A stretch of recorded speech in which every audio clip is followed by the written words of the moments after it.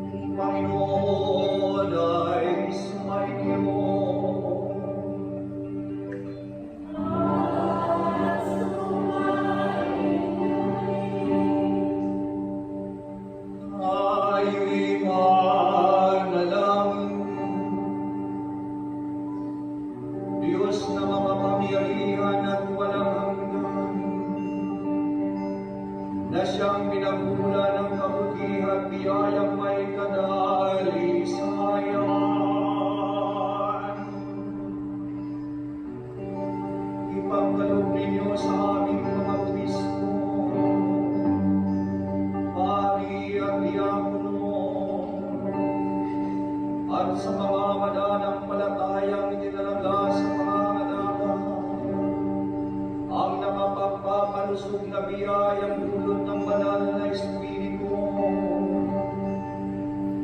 upang kami na iyong simbahan ay tunay ninyong kalugdan at puhusan ng inyong patuloy na pagmamahal at kabanalan. Isinasamo namin ito, Panginoon, para sa karangalan ng aming tagapagtanggol at tagapamagitan, ang anak ninyong si Jesucristo,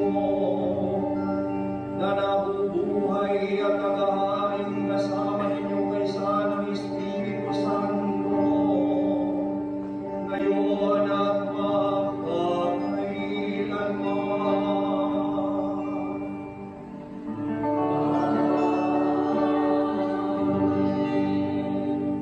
Aps po ba lahat kaya natin napadadaanan sa salita ng Diyos sa mga bukas?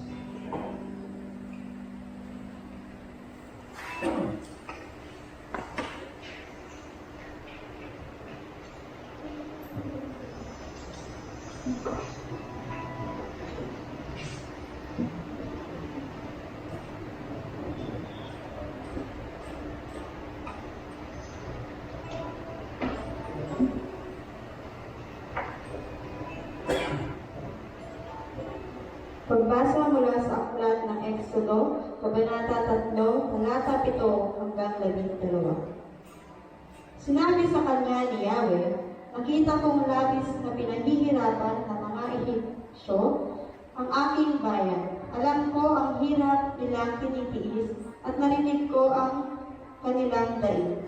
Kaya bumaba ako upang sila iligtas. Ialis ang Ehipto at ihatid sa lupaing mayaman, malawak at sagana sa lahat ng bagay. Ito'y ang lupain ng mga Kananeo, Hiteo, Amoreo, Perizeo, Hebreo at Jebuseo. Naririnig ko nga ang daing ng aking bayan at alam ko ang pangaaping ginagawa sa kanila ng mga Ehipsyo.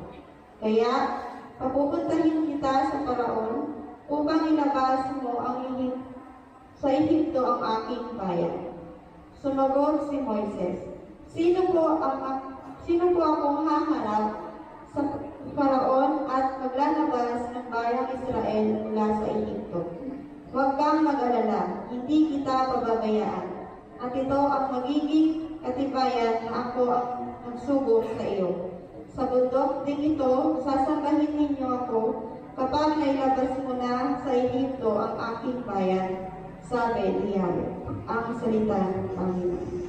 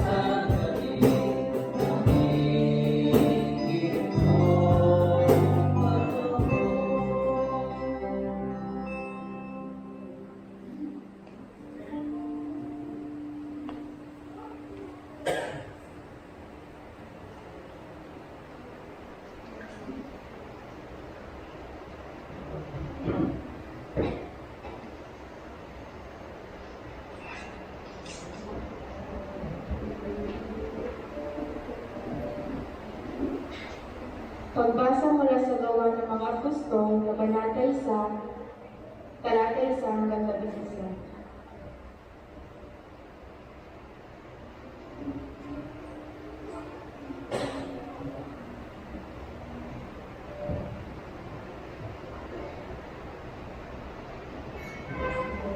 Mahal na Teofilo, isinalaysay ko ang ating unang akaklat ang lahat na ginawa at tinuro ni Jesus.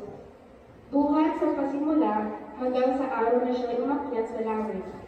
Bago siya umakyat, pinagubilinan niya sa pamamagitan ng Espiritu Santo ang mga apostol na kanyang hinira pagkatapos ng kanyang pagbabata.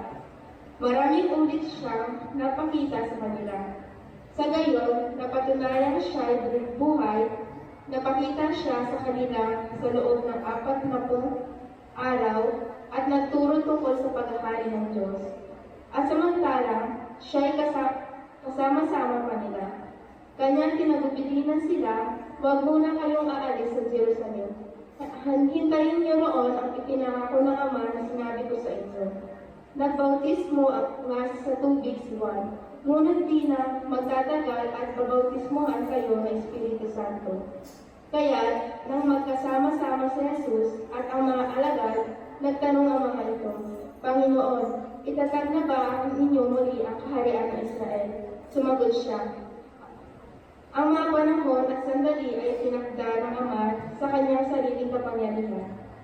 At hindi sa kailangan pang malaman ninyo kung kailangan iyon. Ngunit bibigyan kayo ng kapangyarihan pagbabasa niyo ng Espiritu Santo, at kayo magiging mga saksi ko sa Jerusalem, sa buong Judea at Samaria at hanggang sa dulo ng daigdig. Pagkasabi nito, siya inakyat sa langit samantalang nakatingin sila sa kanya, at natakpan siya ng ulat. Habang sila'y nakatitig sa langit, dalawang lalaking nakaputi ang biglang tumayo sa tabi nila. Mga taga-Galilea, sabi nila, bakit kayo narito at nakatingala sa langit? Itong si Jesus na umakyat sa langit ay magbabalik tulad na nakita ninyong pag-akyat niya. Ang salita ng Panginoon.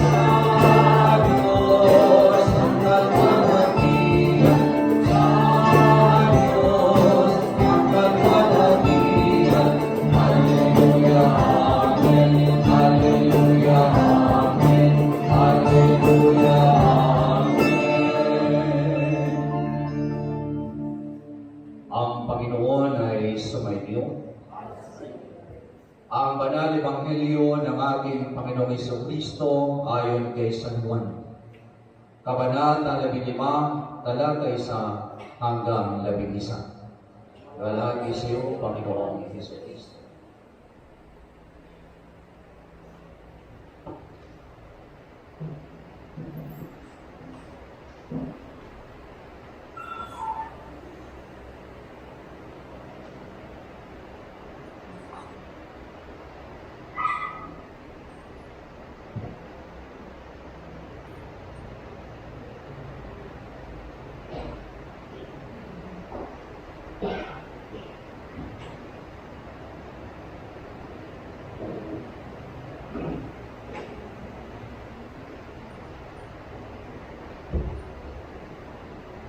Ako ang tunay na puno ng ubas,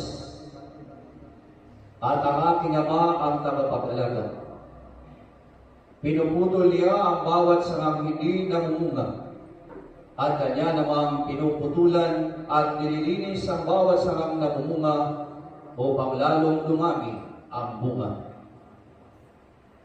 Nalinis na kayo sa pamamagitan ng salitang sinabi ko sa inyo. Manatili kayo sa akin at mananatili ako sa inyo. Hindi makapamumunga ang sangang hindi nananatiling nakakabit sa puno. Gayon din naman, hindi kayo makapamumunga o hindi kayo mananatili sa akin. Ako ang puno ng ubas, kayo ang mga sanga. Ang nanatili sa akin at ako sa kanya, ang siyang namumunga ng sagana, sapagkat wala kayong magagawa kung kayo'y hiwalay sa akin. Ang hindi nananatili sa akin ay tatapon at matutuyo, gaya ng sanga. Ang gayong mga sanga ay titipunin at susunugin. Kung nananatili kayo sa akin at nananatili sa inyo ang mga salita ko, hingin ninyo ang inyong maibigan at ipagkakaloob sa inyo. Napararangalan ang Ama kung kayo'y namumunga ng sagana at sa gayo'y napatutunayang mga alagad ko kayo. Kung paanong iniibig ako ng Ama, gayon din naman iniibig ko kayo. Manatili kayo sa aking pag-ibig. Kung tinutupad ninyo ang aking mga utos, mananatili kayo sa aking pag-ibig, tulad ko. Tinutupad ko ang mga utos ng aking Ama, at ako'y nananatili sa kanyang pag-ibig. Sinabi ko sa inyo ang mga bagay na ito, upang makahati kayo sa kagalakan ko, at malubos ang inyong kagalakan. Mga minamahal na kapatid, ang banal na ebanghelyo ng ating Panginoong Jesucristo.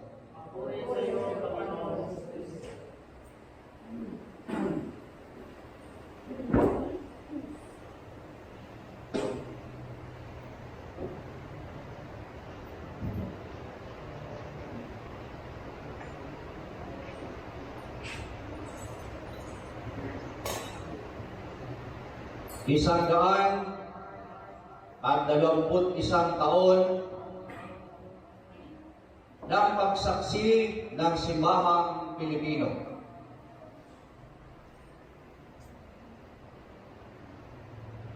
Sa araw na ito ay ating pinagdiriwang ang kanyang pagkakatatag at proklamasyon. Tayo'y nagpapasalamat sa Diyos sa kalagitnaan ng maulan na panahon. Hindi natitinag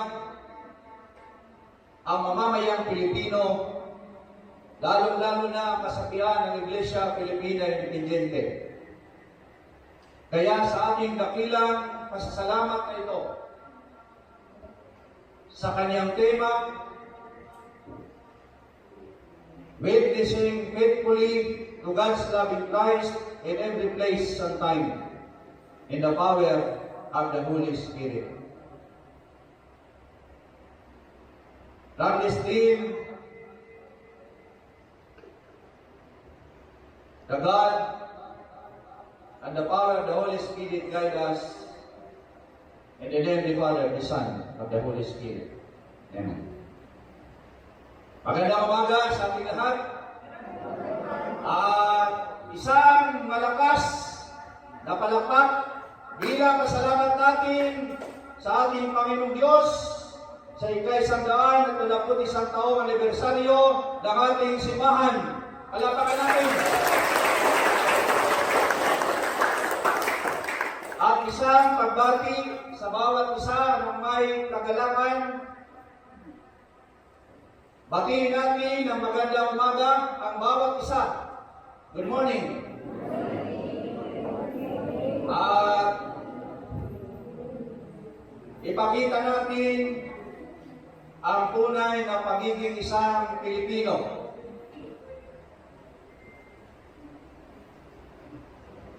Ngayon po ay narito tayo bilang isang sambayanan ng Diyos.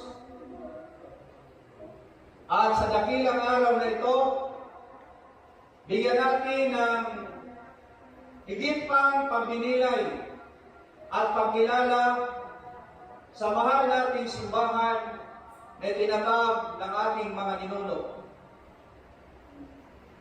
Founded by the founding fathers of our church. At dala ang katuruan mula sa Panginoong Diyos na hindi nawawala hanggang sa kasalukuyan. Kaya tayo'y nabubuhay. Dala-dala ang kaniyang mabuting balita at ito yung misyon na pinadala sa atin at ating sinasabuhay bilang simbahang Pilipino at bilang isang mananampalataya. Napakalaga ng pagdiriwang at pagtitipong ito sapagkat ito ang ating dapat bigyan ng halaga sa buhay ng pagiging isang kasapi ng simbahang malaya.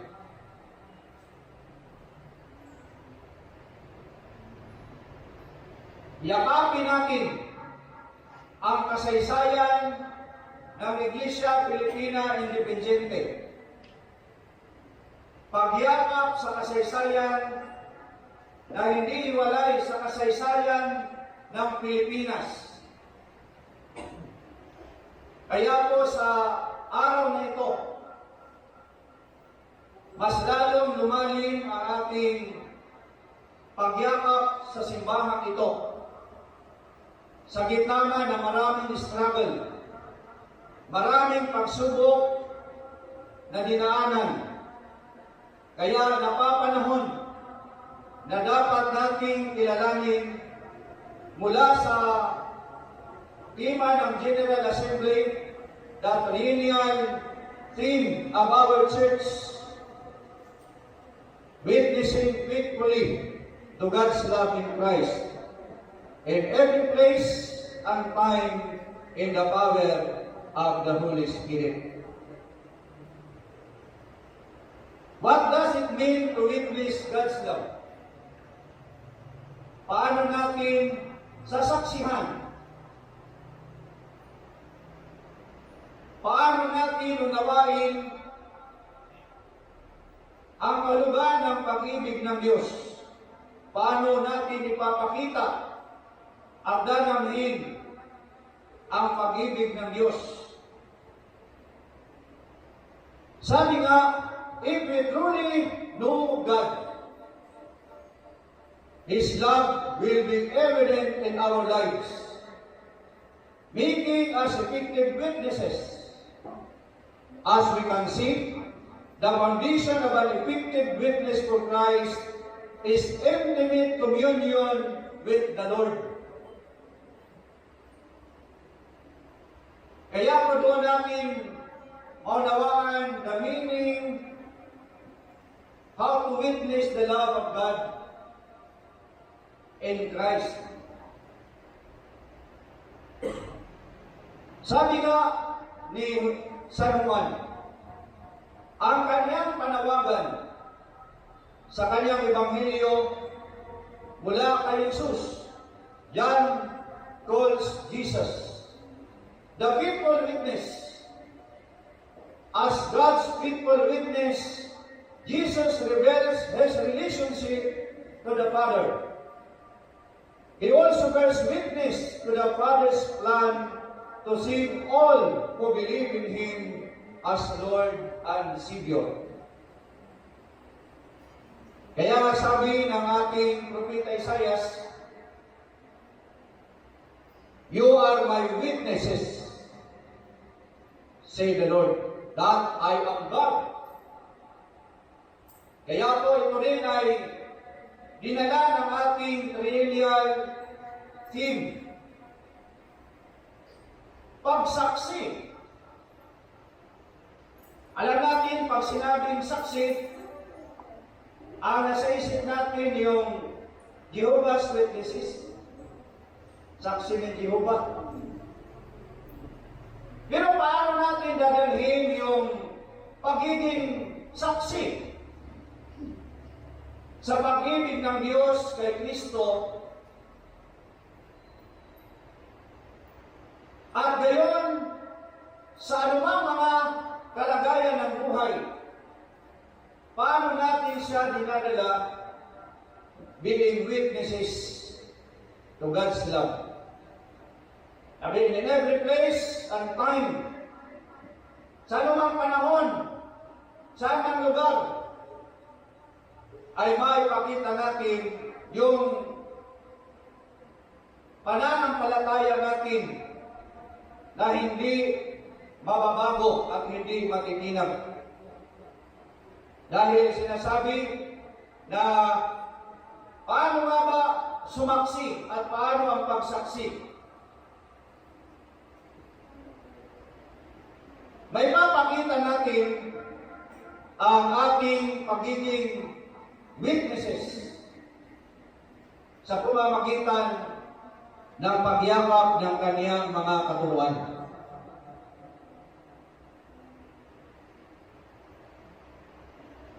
Paano dinadala ito ng simbahang Pilipino? Bilang bahagi ngayon sa ating kalagayan, paano tayo yayakap ang mahigpit sa Kanya at ipapakita na tayo nga ay bahagi ng pagiging saksi sa Kaniyang pag-ibig.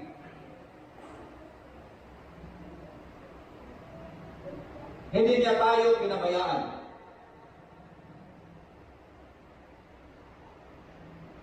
God revealed Himself and forwarded His church among struggling Filipinos by the historic witness of the first labor union or federation in the Philippines. Makita natin kung paano pinakita ng Diyos ang Kaniyang pag-ibig sa atin at paano din natin susuklian yung pagiging witnesses to God's love as a church. Ito yung mga saksi. Yung first labor union or federation in the Philippines, ang unang union dito sa Pilipinas. At sila ang nagproklama ng Simbahang Iglesia Pilipina Independiente August 3, 1902. And now, 121 years, and we remember and celebrate the blessings received by this church. 121 years that the I blessed by God and witnessing faithfully through His love in Christ in every place and time. And the power of the Holy Spirit.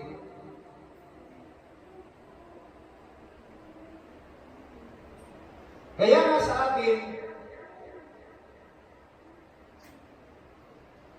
ito yung dinala ng simbahan. Very simple na dala ng tema. Ayon doon sa kaniyang logo. makikita natin yung simbolismo na magdadala sa akin at pagkikilala bilang isang simbahan. Ang sabi niya, na definition doon sa apoy, makita natin yung logo ng ating triennial theme ng ating celebration ngayon sa Iglesia Pilipina Independiente. Mayroong apoy na hindi mawawala. Ano ang sumisimbolo nito? Ito ay ang banal na espiritu na siyang nagpapanatili ng pagmamahal ng Diyos sa atin at siyang gumagabay upang maging mabubuting saksi.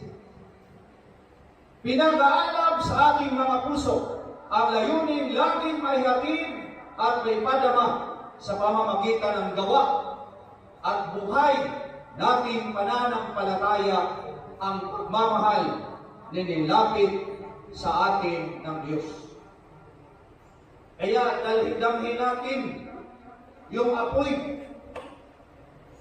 sa patuloy nating pagiging isang simbahan. Mag-alab ang ating pagiging saksi sa pag-ibig ng Diyos sa pamamagitan ng ating mga gawa at buhay na pananampalataya. Hindi lang sabihin natin na paano maging buhay at paano nag-aalab ang ating pagmamahal bilang naging saksi sa pag-ibig ng Diyos sa lahat ng panahon at pagkakataon.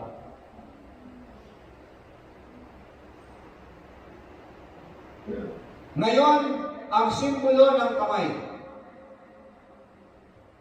Yung kamay na sumisimbolo ng Panginoong Hesus na pumanawag sa sanlibutan upang ihatid ang pag-ibig ng Diyos at kusang loob na inialay ang kanyang buhay upang ipamalas ang walang maliw na pagmamahal sa atin ng Ama at naghatid sa atin ng kaligtasan at buhay na walang hanggan. Open arms,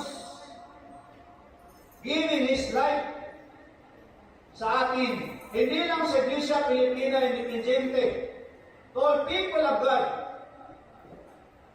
lalong-lalo na sa sambayan ng Pilipino na inapi ng mga dayuhan at pinalaya sa mga imperialista at kolonyalistang dayuhan.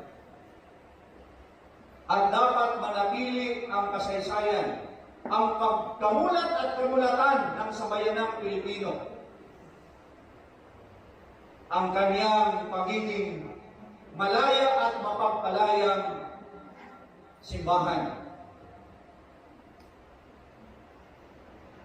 Patuloy na binibigay ang kanyang mga kamay at iniaabot sa atin. At dapat tayo rin ay siyang magbukas ng mga palad sa ating mga kapatid, abutin upang sila ay iligtas kasama na may power patungo sa ating Panginoon. Hindi mawawala ang simbolo ng puso. Mula sa apoy, sa kamay, at ang puso ay nandiyan sa ating lugo ng ating selebrasyon ng 121 years. Sumisimbolo sa walang maliw at walang hanggang pagmamahal sa ating ng Ama na kanyang pinadama sa daloy ng kasaysayan. Magmula sa simula ng daigdig, sa kanyang bayang hinirang, at sa ating magpahanggang sa ngayon bilang simbahan na siyang katawan ng kanyang anak na si Jesus.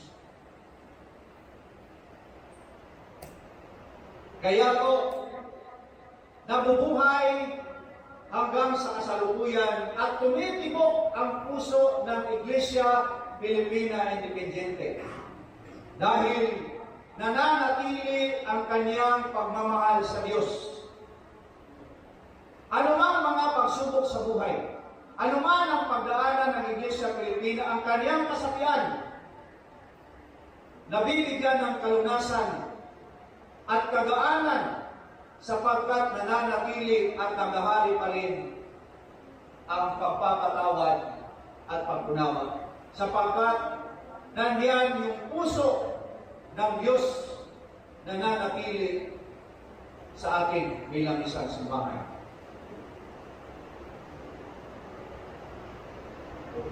Kung wala ang banal na Espiritu, yung kapangyarihan ng banal na Espiritu,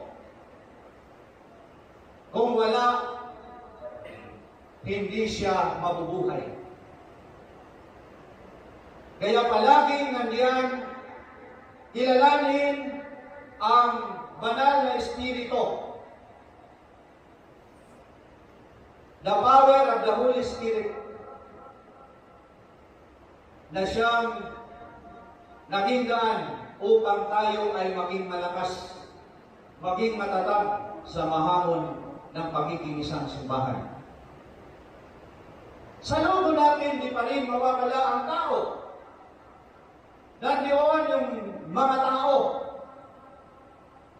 na sumisimbolo sa bayan ng Diyos mula noon magpahanggang ngayon, na nakadarama at inaasahang magsasabuhay at maging saksi ng pagmamahal ng Diyos sa bawat pagkakataon, bawat oras, sa limang lugar at sa bawat uri ng tao.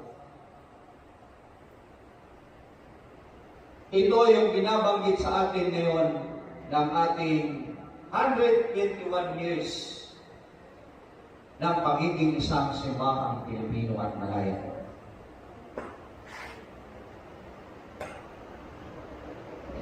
Sabi nga ng ating Ebanghelyo, manatili kayo sa akin at mananatili ako sa inyo.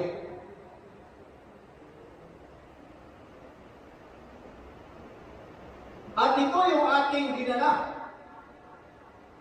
At walang magsasabi ng Iglesia Pilipina ay walang kaligtasan at walang Diyos. Sapagkat hindi mananatili ang simbahang ito kung hindi siya nakaugnay sa ating Panginoon. Amen? At lahat ng kanyang katuruan ay nagbibigay inspirasyon at lakas ng ating pagiging isang kasapi bilang isang simbahan. Hindi mapapamumunga ang samang hindi mananatiling nakakabit sa puno. Kaya kung titignan natin, ang Iglesia Pilipina Independiente, marami ng mga dioceses, marami ng nabuong dioceses ang ating simbahan. Mayroon sa abroad, nagmi-mission siya, hindi lang dito sa Pilipinas, dahil mayroon tayong mga kapatid na nasa ibang bansa at dapat dalhin ang misyon ng Iglesia Pilipina Independiente sa ibang lugar. At ibig sabihin, ang Iglesia Pilipina ay nakaugat, nakatugtong mula sa ating Panginoong Diyos sa kanyang mga katuruan. Hindi dadami ang kanyang simbahan, hindi magkakaroon ng bunga ang pagbimisyon kung hindi nakaugnay sa puno. Kaya ito ang Iglesia Pilipina Independiente. At tayo rin mismo bilang kasapi, dapat tayo ay nakaugat, nakaugnay sa puno. Huwag natin ihiwalay ang ating sarili. sapagkat di tayo magtatagumpay. Sabi ng ating Ebanghelyo, ako ang puno ng ubas, kayo ang mga sanga. Ang nananatili sa akin at ako sa kanya ay siyang namumunga ng sagana. Sapagkat wala kayong magagawa kung kayo'y hiwalay sa akin. Ang hindi nananatili sa akin ay itatapon at matutuyo gaya ng sanga. Ang gayong mga sanga ay titipunin at susunugin. Kaya nga, kung nananatili kayo sa akin at nananatili sa inyo ang mga salita ko, hingin ninyo ang inyong maibigan at ipagkakaloob sa inyo. Amen. Meron tayong mga hiling. Ano man yung ating maibigan at binibigay sa atin yan at dapat nating ipagpasalamat sa Kanya. Bakit binibigay at pinagkakaloob? Dahil mabuti ang ating intensyon. Ang ating simbahan patuloy na nagsasaayos upang ito ay maging matagumpay. Upang makita ang purity of life. Good service, good leadership of our church. Kaya po ito hanggang sa kasalukuyan. Mananatili siyang matatag, mananatili yung kaniyang pagiging isang good leader kung siya ay nakaugnay sa ating Panginoong Diyos. Kung ang pagmamahal niya ay nandiyan sa Diyos, magagawa niya ang magiging isang tagapamuno. Dadalhin niya ang bawat programa, dadalhin niya ang magandang misyon at responsibilidad na nihatang sa kanya. At ang tagumpay niyan ay hindi lamang sa pamamagitan ng kasakian, kung hindi ito ay sa pamamagitan ng pagkakaisa sa mga ordain at sa mga kasakian. Sa mga pari, obispo, sa tri-sectoral ng ating simbahan. Kaya kung yan ay nagkakaisa, makikita natin ang tagumpay. Dapat mayroon siyang minimikli, mayroon siyang aligain. Para saan? Para sa pagpapatuloy ng misyon ng Diyos, hindi sa kaniyang misyon. Kasi walang sarili tayong misyon. Ang lahat ng ating pagkahirang sa mundong ibabaw, mayroong misyon tayo na nanggagaling sa Diyos. Baka nakakalimutan natin. Di ba? Bakit tayo nandito sa Iglesia Pilipina? Bakit tayo nandito sa sanlibutan? We have a mission na nanggaling sa Diyos. Kaya nga, pag humiwalay siya sa kanyang misyon, hindi tayo mapapamuunga ng sagana. Ibig sabihin, walang kadalisayan. Di ba? Kasi kung tayo ay nandiyan sa kanyang misyon, mawawala yung komisyon. Di ba? Hindi na tayo mag-isip ng komisyon dahil ang misyon ang siyang nananahan sa atin. At wala nang magkukonsumisyon. Di ba? Dahil ang lahat ay galing sa Diyos. At ito yung binabanggit sa atin ngayon ng ating theme.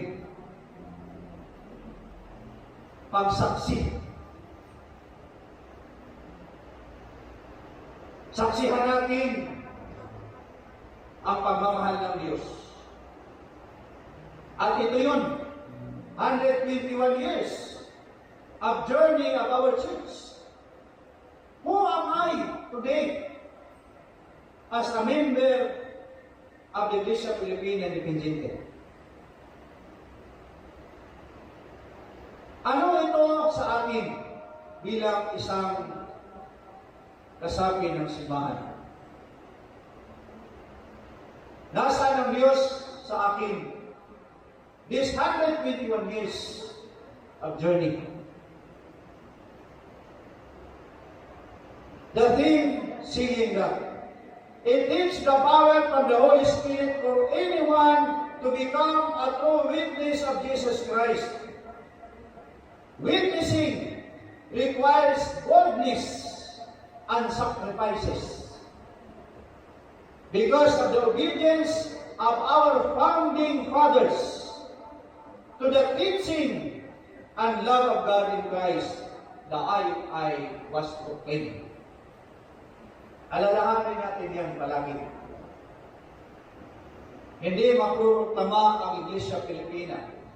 Hindi tayo magiging isang simbahang malaya kung wala yung pagsasakripisyo ng ating mga founding fathers.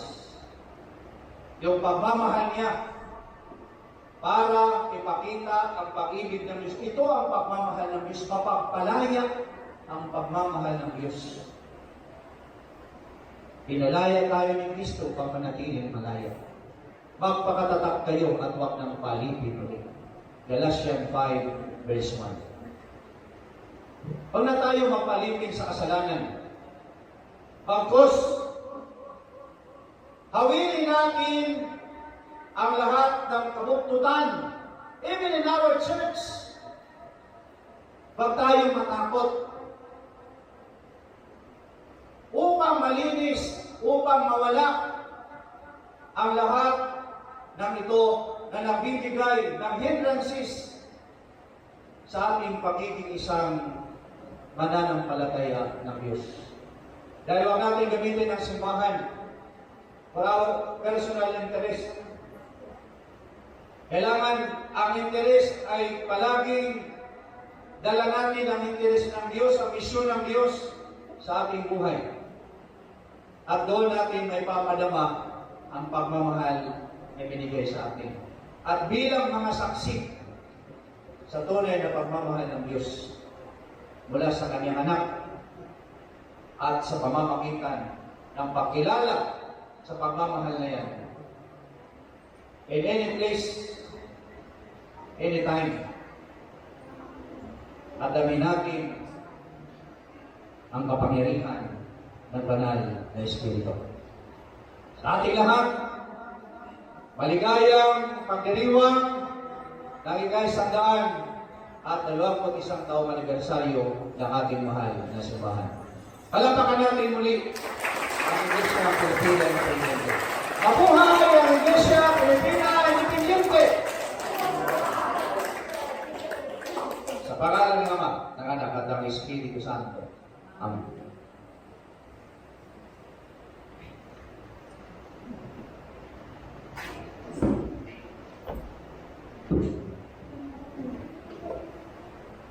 Sabay-sabay natin sabitin ang ating tribo. Sumasampalataya kami sa isang Diyos sa mga makapangyarihan. At ang lahat ng nakikita at di nakikita. Sumasampalataya kami sa isang Panginoong Kristo, bugtong na ating Diyos. Nagmula sa mga kalupa ng simula ng panahon. Diyos wat sa Diyos, liwanag wat sa liwanag. Diyos na totoo, wat sa Diyos na totoo. Inianak ng tinilikha kaysa sa pagka-Diyos na Ama. Sa pamamagitan niya ay nalikha ang lahat, na para sa ating mga tao at sa ating kaligtasan ay nanaot siya wat sa langit. Sa pamamagitan ng kapangyarihan ng Espiritu Santo ay pinanganak siya ni Maria Pirhin ng ating tao. Ipinako sa krus alang-alang sa ating panahon ng Poncio Pilato.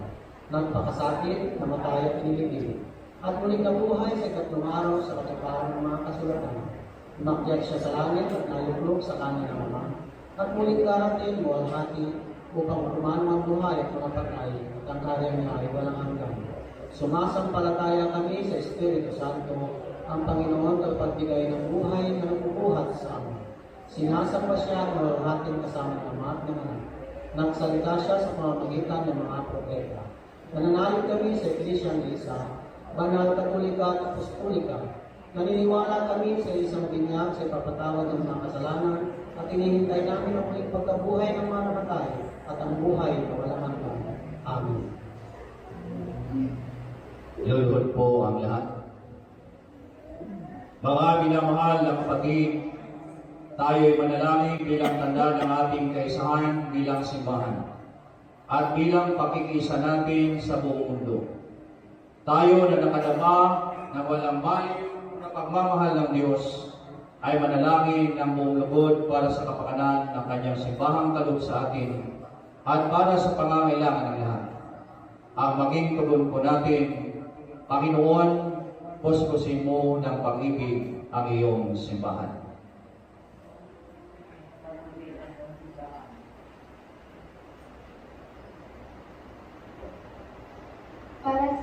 Para sa simbahan, patnubayan mo siya upang laging madama ang iyong pagmamahal sa pagpapatuloy ng kasaysayan, upang siya ay maging tagapagtaguyod ng paghilom at katarungan sa sanlibutan.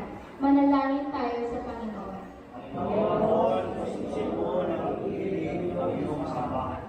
Para sa ating Obispo Maximo, sa ating mga obispo, kaparian at mga diakono, maging tagapagdala at tagapagkaloob-nawa sila laging ng iyong pagmamahal at habag upang ang sanlibutan ay laging makadama ng iyong pagkandili. Manalangin tayo sa Panginoon. Para sa mga pinuno ng ating bayan, tumingin nawa nilang itaguyod ang ikabubuti at kapakanan ng bawat Pilipino. Lakapan nawa nilang lagi ng pagmamahal sa bawat tao ang kanilang bawat panukala upang ito'y laging tutungo sa kasaganaan at kaayusan ng buhay para sa lahat. Manalangin tayo sa Panginoon. Ang mga may sakit naway makatanggap ng kasiyahan at kalakasan mula sa pagmamahal ng mga nag-aaruga sa kanila at sa habag na ay grasya ng pagmamahal ng Diyos. Manalangin tayo sa Panginoon. Ang ating mga mahal na yumao naway mamahina sa kapayapaan ng kaharian ni Kristo na puspos ng pagmamahal at kalwalhatian. Manalangin tayo sa Panginoon. Para sa ating lahat na nagkakatipon ngayon, para ginawa tayong hipuin ng banal na Espiritu, ilapit sa ating lagi ang pagmamahal ng Diyos, upang maging mga saksi tayo ng pagmamahal na ito para sa lahat. Manalangin tayo. Sa katahimikan na itulog natin sa Diyos ang iba pa natin mga halingan at panalangin.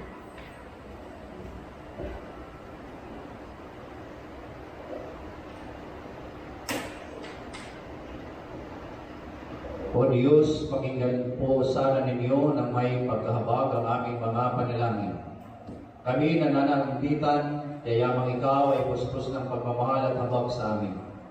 Maging kagalakan mo punawang kami dinggin sa aming pagtawag at ipadama sa amin lagi ang iyong lingap sa pamamagitan ni Yesu Kristo, aming Panginoon. Amen.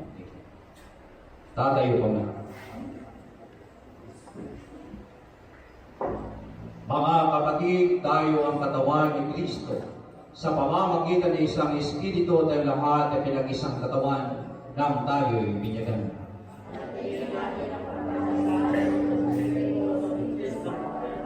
Lagi nawang sumainyo ang kapayapaan ng Panginoon. Magbigay po tayo ng pagbati ng kapayapaan sa isa't isa. Peace be with you. Peace be with you. Peace be with you. Peace be with you. Buong kagalakan natin sa Panginoon ang mga alay ng ating buhay at gawain. Magsupong lahat.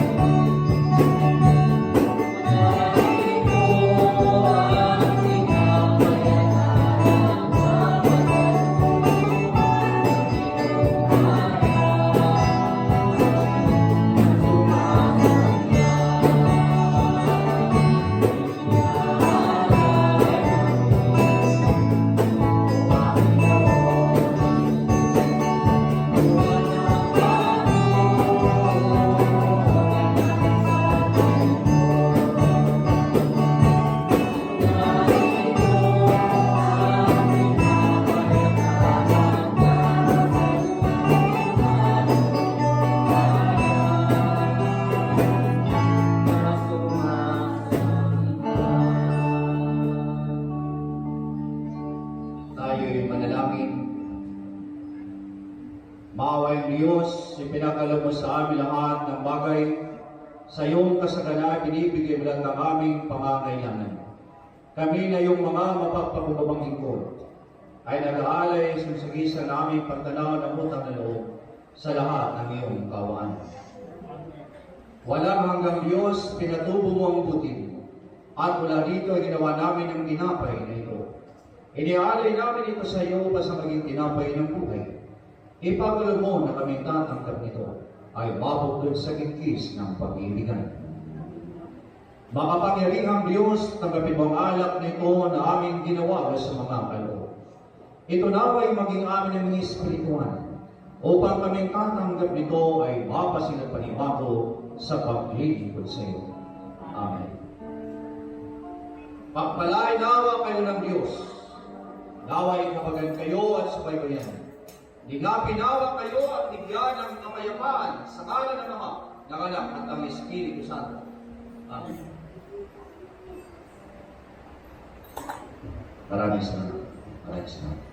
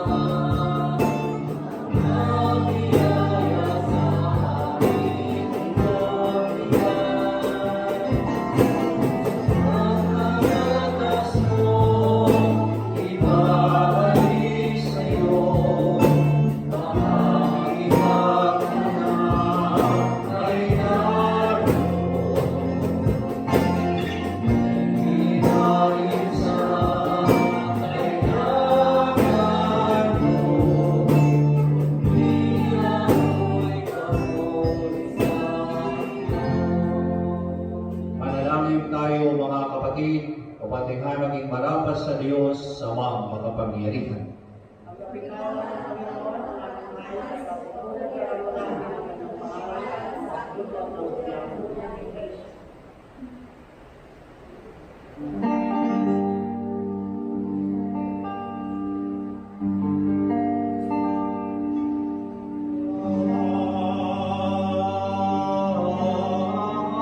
Ang kagandahang loob ng Panginoon ay mananatiling walang hanggan sa mga may takot sa Kanya, at ang Kanyang pagkabagit sa salita